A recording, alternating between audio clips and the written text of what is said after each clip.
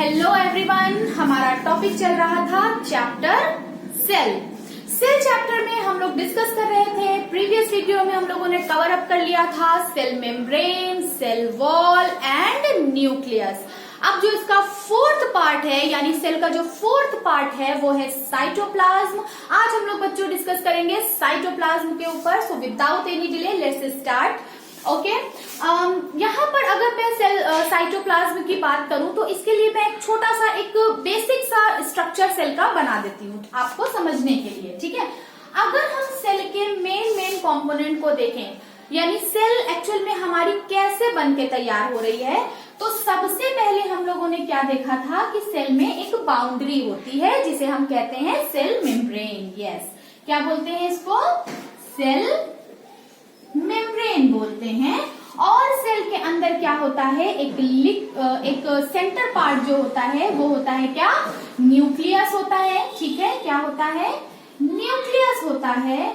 और इसके चारों तरफ क्या भरा होता है? इस पूरी सेल में एक सेमी सॉलिड फ्लूइड होता है जिसे हम कहते हैं बच्चों साइटोप्लाज्म। ठीक है, तो ये तो है एक बेसिक स्टडी किसी भी सेल की। ठीक है, अगर मैं इसको थोड़ा सा कलर कर दूं, क्योंकि ये क्या है, न्यूक्लियस है, इसको थोड़ा सा ऐसे बना देते हैं। अभी हम लोगों ने लास्ट वीडियो में ही सेल के न्यूक्लियस के बारे में डिस्कस किया है। तो ये है हमारा क्या, एक बेसिक स्ट्रक्चर। ठीक है, जिस पर हम लोगों ने सेल मेम्ब्रेन भी देख लिया है, न्यूक्लियस भी देख लिया है। आज हम लोग साइटोप्लाज्म पर डिस्कस करेंगे। अब देखिए, अगर मैं आपसे पूछूं कि ये सेल एक प्लांट की सेल है या एनिमल की सेल, ठीक है, तो आपको याद होगा मैंने पिछली वीडियो में बताया है कि सेल का जो हम डिफरेंशिएशन करते हैं, किसी भी सेल को जब हम पहचानते हैं कि ये सेल हमारी प्लांट की सेल है या एनिमल की सेल है, तो हम सबसे पहले देखते हैं आउटर कवरिंग। अगर आउटर कवरिंग में सिर्फ सेल मेम्ब्रेन है तो ये क्या है, एक एनिमल सेल है। ठीक है, सो वेल ये हमारी क्या है, एक एनिमल सेल है। अगर मैं इसके ऊपर एक और लेयर बना दूं, ठीक है, अगर मैं इसके ऊपर एक और लेयर बना दूं, एक और प्रोटेक्टिव लेयर बना दूं, तो ये हो जाएगा आपका क्या, सेल वॉल। ये सेल वॉल इस बात का प्रूफ है कि ये सेल क्या है, एक प्लांट सेल है, एक प्लांट की सेल है। ठीक है, तो ये सेल वॉल, सेल मेम्ब्रेन और न्यूक्लियस, इस पर हम लोग डिस्कस कर चुके थे। आज हम लोग देखेंगे इसके अंदर ये जो फ्लूइड भरा हुआ है, ये जो सेमी सॉलिड फ्लूइड है, जेली लाइक जो स्ट्रक्चर है, ये क्या है? इसको बोलते हैं हम बच्चों साइटोप्लाज्म। और साइटोप्लाज्म जो होता है वो पूरी सेल को कवर अप करके रखता है।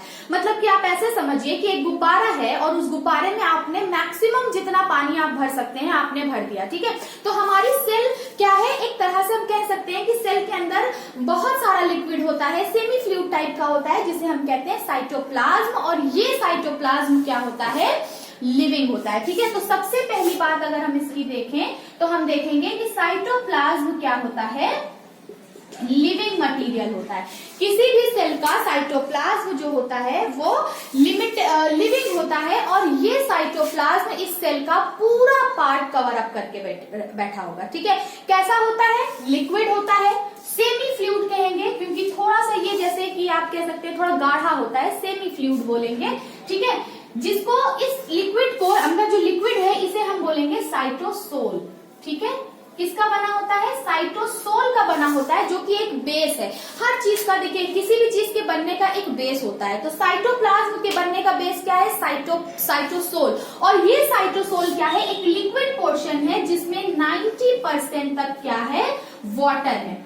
ठीक है, सिर्फ मैं इस लिक्विड की बात कर रही हूँ जिसमें 90% तक वाटर है, जिसे हम कह रहे हैं साइटोसोल। अब ये साइटोसोल के अंदर बहुत सारी चीजें प्रेजेंट है। हमारे सेल के अंदर सिर्फ यही पार्ट नहीं होते हैं, और भी बहुत सारे पार्ट होते हैं। यस, अगर आपको याद होगा, आपने पिछली वीडियो मेरी ध्यान से देखी होगी तो आपने देखा होगा एक और पार्ट मैंने यहाँ पर लिखा था जिसका नाम था सेल ऑर्गेनेल। तो साइटोप्लाज्म के अंदर क्या होता है, डिफरेंट सेल ऑर्गेनेल होते हैं। ये सेल ऑर्गेनेल क्या होते हैं, इनका स्ट्रक्चर कैसा होता है, इनका क्या फंक्शन होता है, उन सब पर मैं अलग अलग इंडिविजुअल वीडियो बनाऊंगी। अभी हम लोग बात करेंगे साइटोप्लाज्म पर। तो साइटोप्लाज्म साइटोप्लाज्म क्या है? एक लिविंग स्ट्रक्चर है, एक लिक्विड मटेरियल है जिसे हम साइटोसोल कह रहे हैं, जो कि 90% जिसमें क्या है? वाटर है। और इसके अंदर छोटे छोटे एक कंटेन, आप कह सकते हैं it consist cell organelle. Cell organelles, कौन कौन से cell organelle? Yes, mitochondria, chloroplast, Golgi body, endoplasmic reticulum, vacuole, lysosome and so many. ठीक है, राइबोसोम, यस, बहुत सारे सेल ऑर्गेनेल हैं यहाँ पर जिन पर अलग अलग हम लोग डिस्कस करेंगे, बट आज हम लोग सिर्फ देख रहे हैं यहाँ पर साइटोप्लाज्म। तो इसकी अगर हम बात करें अकरेंस की, तो ये सेल में कहाँ पर है? इसमें मैक्सिमम सेल का पूरा पार्ट घेर रखा है। ठीक है, तो अगर आप ध्यान दें तो सेल मेम्ब्रेन और न्यूक्लियर मेम्ब्रेन, न्यूक्लियस की मेम्ब्रेन को हमने क्या बताया था बच्चों? न्यूक्लियस की मेम्ब्रेन को हम लोगों ने बोला था न्यूक्लियर मेम्ब्रेन। तो न्यूक्लियर मेम्ब्रेन, ये हो गई न्यूक्लियर मेम्ब्रेन और ये हो गई सेल मेम्ब्रेन। तो न्यूक्लियर मेम्ब्रेन और सेल मेम्ब्रेन के बीच का जितना पोर्शन है वो कहाँ, वो किसने कवर अप कर रखा है? साइटोप्लाज्म ने कवर अप कर रखा है। साइटोप्लाज्म क्या है? साइटोप्लाज्म एक सेमी फ्लूइड है। ठीक है, यहाँ पर लिख लेती हूँ सेमी फ्लूइड। सेमी फ्लूइड है, और ये सेमी फ्लूइड क्या है? इसके अंदर 90% तक पानी है। ये सेमी फ्लूइड को, इसको हम क्या बोलेंगे? साइटोसोल बोलेंगे, जिसके अंदर बहुत सारे सेल ऑर्गेनेल होंगे और भी बहुत सारे मटेरियल होंगे, लाइक कार्बोहाइड्रेट होगा, फैट के पार्टिकल्स होंगे, लिपिड के पार्टिकल्स होंगे, कुछ प्रोटीन पार्टिकल होंगे और बहुत सारी चीजें यहाँ पर प्रेजेंट होंगी। यानी कि हम लोग बहुत सारी चीजों के बारे में आगे जानेंगे। ये हो गया आपका क्या? साइटोप्लाज्म। ठीक है, अब साइटोप्लाज्म के अंदर क्या क्या चीजें प्रेजेंट हैं उन पर हम लोग डिस्कस करेंगे, बट उससे पहले मैं आपको बता देना चाहती हूँ कि हमारी जो सेल होती है, जैसे अभी मैंने एक बेसिक डिफरेंस आपको बताया कि कैसे आप सेल को पहचानेंगे कि कोई सेल प्लांट सेल है या एनिमल सेल है। तो सबसे आउटर, मतलब अभी हम बहुत अंदर नहीं गए, अगर हम सेल के अंदर जाएंगे तो हमें और भी बहुत सारे डिफरेंसेस देखने को मिलेंगे। प्लांट सेल और एनिमल सेल के अंदर जब हम जाएंगे तो हमें बहुत सारे ऐसे डिफरेंसेस देखने को मिलेंगे जो ये डिस्टिंग्विश कर देते हैं कि हाँ ये सेल है, ये प्लांट सेल है और ये क्या है? एनिमल सेल है। बट अगर हम सिर्फ उसको बाहर से देख रहे हैं, सिर्फ उसको आउटर कवरिंग उसकी देख रहे हैं, तो हम बहुत बेसिक डिफरेंस कर लेंगे कि सेल मेम्ब्रेन अगर प्रेजेंट है, सिर्फ सेल मेम्ब्रेन अगर प्रेजेंट है तो वो एनिमल सेल है, और सेल मेम्ब्रेन के साथ, क्योंकि सेल मेम्ब्रेन दोनों में प्रेजेंट होती है, सेल मेम्ब्रेन के साथ एक और हार्ड कवरिंग अगर है उसके ऊपर, तो हम जिसे हम बोलते हैं सेल वॉल, तो अगर सेल वॉल प्रेजेंट है तो ये सेल क्या है? एक प्लांट सेल है। तो अभी ये क्या है? एक प्लांट सेल है। ठीक है, क्योंकि सेल वॉल बनी हुई है। अब अगर मैंने इसमें क्या कर दिया? सेल वॉल को इस तरह से मिटा दिया, तो ये अब कौन सी सेल हो गई? बाहर से देखने में, अंदर से देखेंगे तो बहुत सारे डिफरेंस है। बाहर से देखने में हमको क्या दिख रही है? ये एक सेल एनिमल सेल दिख रही है। ठीक है, तो ये तो हो गया एक बेसिक डिफरेंस। ठीक है, अब हम लोग बात करेंगे कुछ सेल्स जो होती हैं। देखिए, हम सभी को पता है एवोल्यूशन होता रहता है। ठीक है, हम सब जानते हैं कि चीजें, कोई भी चीज इस अर्थ पर परमानेंट नहीं है। हर चीजें क्या होती हैं? कुछ समय के बाद बदल जाती हैं। तो जब लाइफ की ओरिजिन हुई हमारे अर्थ पर, ठीक है, ऐसा कहा जाता है, ऐसा माना जाता है कि लाइफ जो आई वो पानी में आई। ठीक है, उस पर भी हम लोग वीडियो बनाएंगे। अभी बहुत सारी थ्योरीज हैं कि लाइफ कैसे आई इस अर्थ पर। ठीक है, पहले तो लाइफ नहीं थी, बहुत हजार करोड़ साल पहले जब लाइफ नहीं थी तब क्या था, कब लाइफ आई, कैसे आई, तो उस पर भी हम लोग डिस्कस करेंगे। फिलहाल मैं अभी आपको इतना बता दूं कि ऐसा माना जाता है कि लाइफ जो है वो पानी में आई। ठीक है, पानी में लाइफ की ओरिजिन हुई। तो सबसे पहले लाइफ का एग्जिस्टेंस किसने दिया? किसने सबूत दिया कि हाँ लाइफ कोई एक जिंदा चीज है, ऐसी है?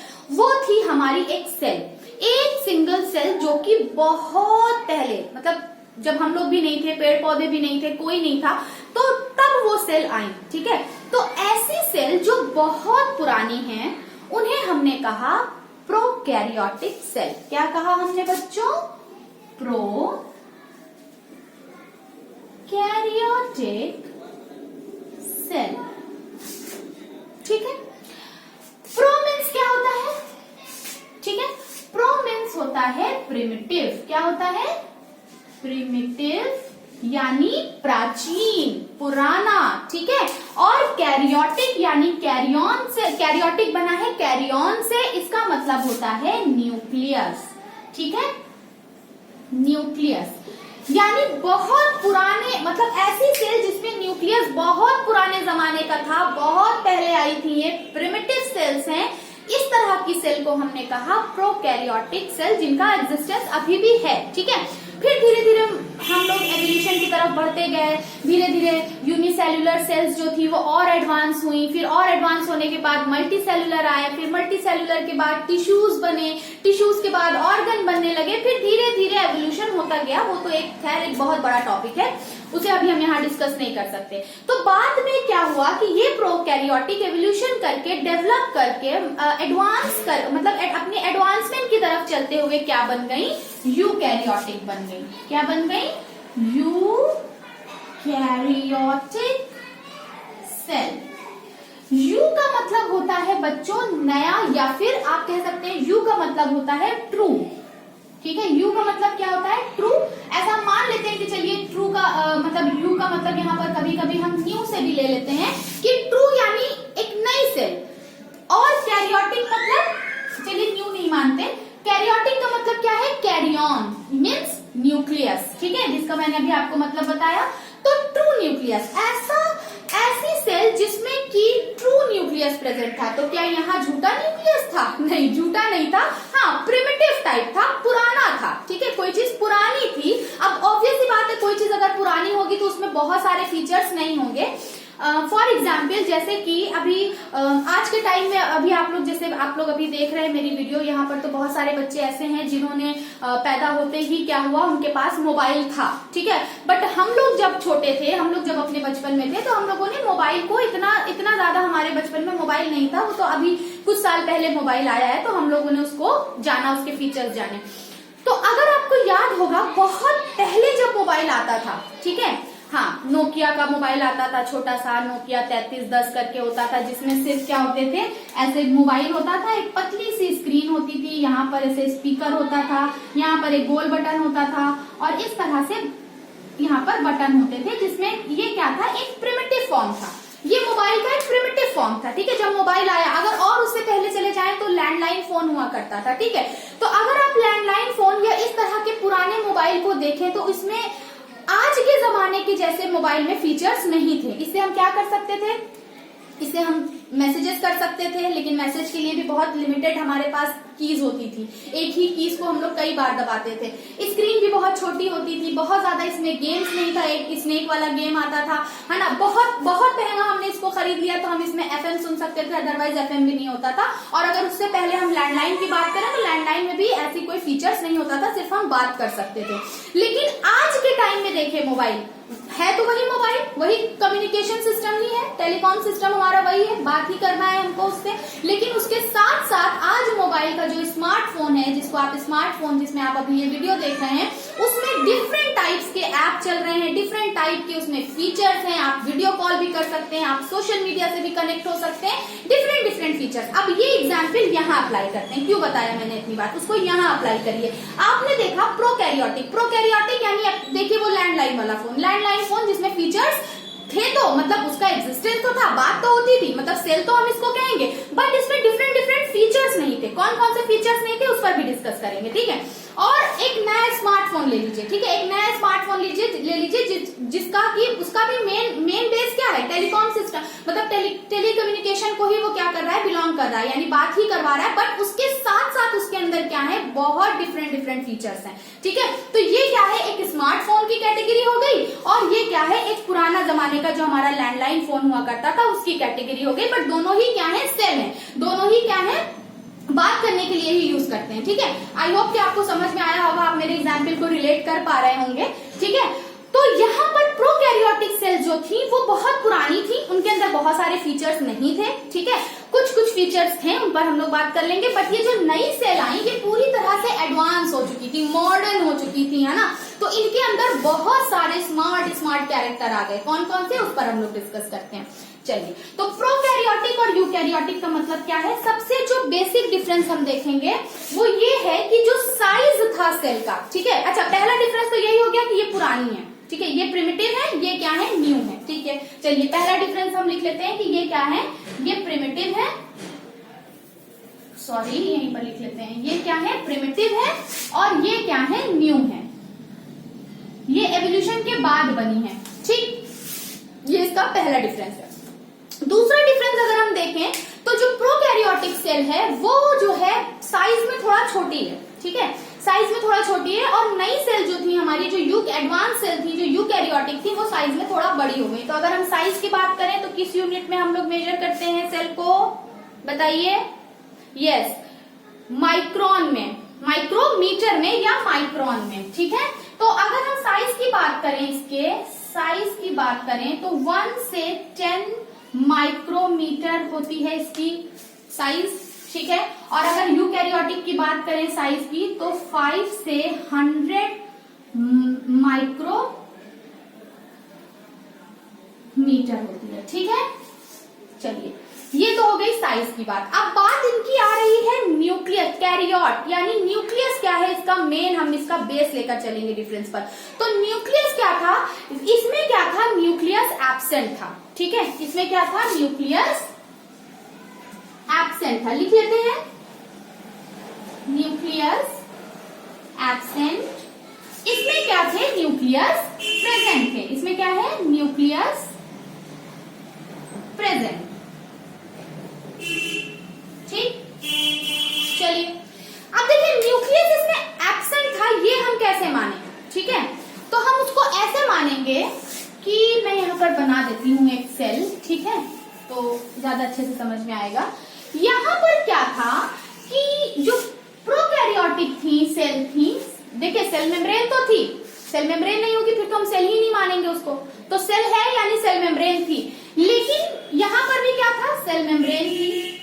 यहां पर हमने देखा कि न्यूक्लियस जो प्रेजेंट है वो, उसको न्यूक्लियस हम क्यों कह रहे हैं, क्योंकि न्यूक्लियस के चारों तरफ, न्यूक्लियस के अंदर क्या था, क्रोमैटिन नेटवर्क था और न्यूक्लियोलस थी, बस दो चीजें थी। उनको घेरा किसने हुआ था, और एक लिक्विड था जिसे हम न्यूक्लियोप्लाज्म कह रहे थे, उसको घेरा किसने था, न्यूक्लियर मेम्ब्रेन ने। तो न्यूक्लियर मेम्ब्रेन ही इस बात का सबूत था कि हाँ बीच में कोई चीज सेंटर पोर्शन में है जिसे हम न्यूक्लियस कह रहे हैं। यहाँ पर ऐसा कुछ नहीं था। यहाँ पर क्या था कि न्यूक्लियस, देखिए जेनेटिक मटेरियल तो था इसके अंदर, जो इसके अंदर न्यूक्लियोलस थी और इसके अंदर जो क्रोमैटिन नेटवर्क था जिसको हम क्रोमोसोम कह रहे थे, क्रोमोसोम तो इसमें प्रेजेंट था। भाई देखिए जेनेटिक मटेरियल तो होगा, इनके अपने कैरेक्टर तो होंगे, है ना, जो उनको आगे अपनी जनरेशन में भेजने होंगे। तो जेनेटिक मटेरियल तो था, बट जेनेटिक मटेरियल के चारों तरफ कोई न्यूक्लियर मेम्ब्रेन नहीं थी। तो हम कह सकते हैं कि अब मेम्ब्रेन नहीं है तो न्यूक्लियस कैसे होगा, ठीक है। बट न्यूक्लियस के अंदर जो चीज थी वो इसमें प्रेजेंट थी, यानी जेनेटिक मटेरियल था जो था वो इस तरह से, जेनेटिक मटेरियल तो प्रेजेंट था,